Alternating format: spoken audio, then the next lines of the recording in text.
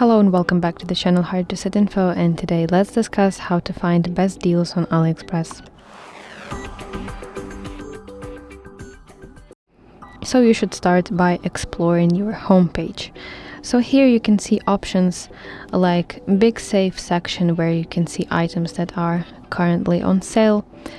Also section Super Deals and Bulk Saver Hub. Explore this and you should definitely find something for yourself.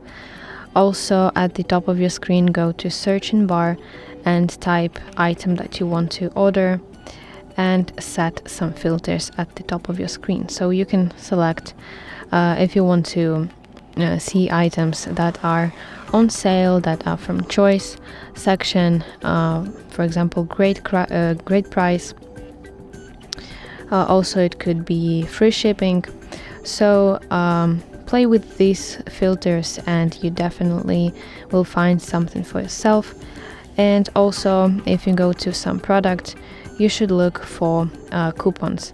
Here below the price you should see coupon, free coupon that seller can offer you.